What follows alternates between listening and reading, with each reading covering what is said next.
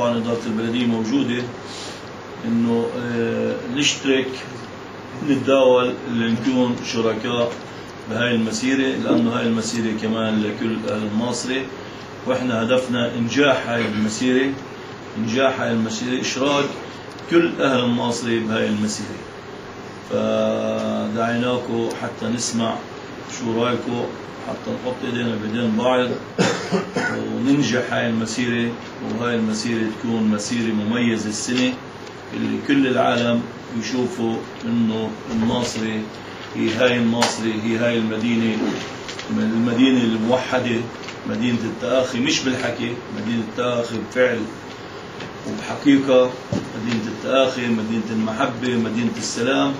فإحنا بدنا نكون شركاء وبدنا نشرك كل أهل الناصرة في هاي المسيرة.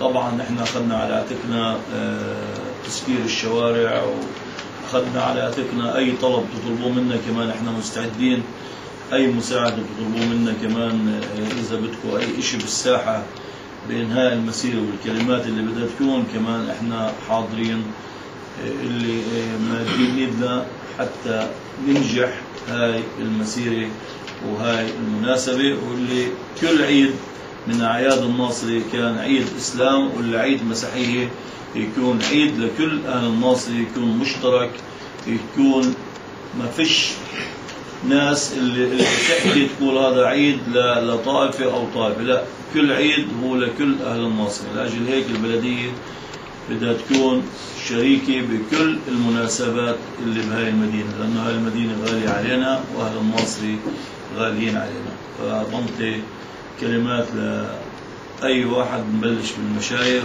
وأي واحد كمان بده يحكي، غاية المطران وغاية الزمن العظيم. تطلع من مسجد السلام تنتهي في مسجد شهاب الدين. طبعا كل سنة عن سنة نشوف في زيادة في العدد، عدد في المشاركين، تحضيرات مهمة جدا. طبعا حضور اخواننا قائمة الناصر الموحدة اللي كان لهم دور برضه كمان في المسيرة، انه قضية هدايا العيد في ليلة العيد توزع يعني اكياس شوكولاتة او كذا، كانت تدخل يعني بهجة وسرور على الزار خاصة، ففكرة كانت حلوة. وتنتهي المسيرة يعني بحقيقة بكلمتين، يعني مش أكثر 3 كلمات. هذه المسيرة اللي الهدف منها طبعا هو إدخال الفرح والسرور على كل أهل البلد. فالسنة هاي يعني احنا مشرفنا انه بلدية الناصري وأعضاء بلدية الناصري وأهل الناصري كلهم يشاركونا في هذه المسيرة، لأنه كمان مرة هي مسيرة تمشي في الشارع لكل أهل البلد. فإن شاء الله انه كمان هذه السنة تكون مميزة، وما بنسأل إلا أنه يكون في تعاون. احنا كل سنة بنحضر سماعات، البلدية هي بتتحمل هذه المسؤولية، تحضر سماعات كبيرة اللي تمشي في المقدمة، وكمان سيارة من وراء بيكون ممتاز. ممتاز. وفي برضه كمان شغلة التنظيم اللي على جنب الشارع، لأنه يعني بيكون في أعداد كبيرة من الناس، بحيث أنه من عند العين لحد مسجد شهاب الدين ما بتشوفش بالشارع غير البشر. مسكر الشارع هو مسكر هو الناس بس كانت المشكلة دائما اللي مواجهها سيد الشيخ انه الجانب اللي بالبلدية هالمرة في عنا أبو ماهر اللي بيهتم بهاي الأمور. في الأول ما كانش حدا يهتم، نعملها بشكل يعني تلقائي وشكل يعني مختصر من ناحية المنظمين أو من ناحية المبادرين. أما من ناحية الجماهير كانت كبيرة الحمد لله رب العالمين. الصحيح بدي أبدأ بشوية تاريخ، مع أنه الإخوة ذكروا، أخونا الشيخ ضياء ذكر الآن المسيرة بديت من سنة 86، أول من قام فيها الشيخ حسام أبو الليل الله يبارك فيه، أو من منطلق إنها سنة، يعني مش مسيرة أو مسيرة يعني أنا عارف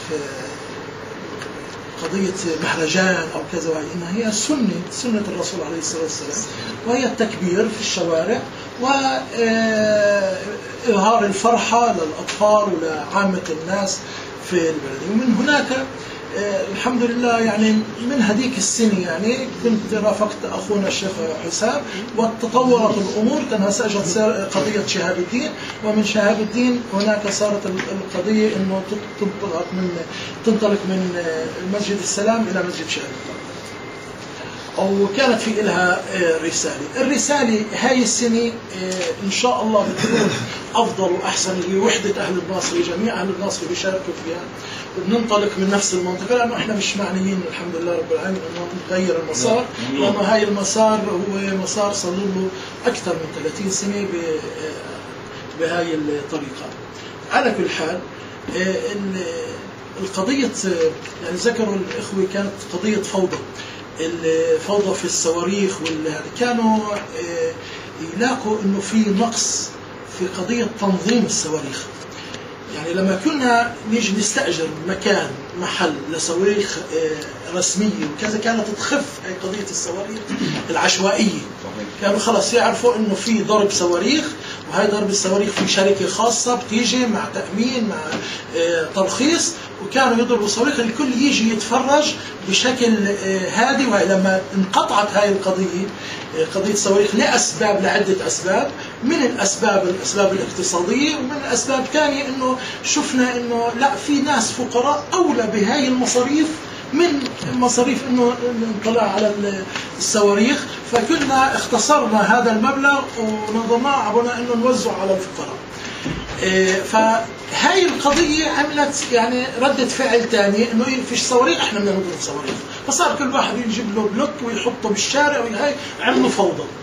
فأظن إسا في هاي الحالة بما إنه البلدية إن شاء الله بدها ترعى المسيرة، الأفضل إنه ننظم هاي القضية، يكون في صواريخ ولكن في مكان مرخص منظم وكذا، نحكي مع شركة اللي تضرب الصواريخ ونشوف وين المكان. هذا بالعكس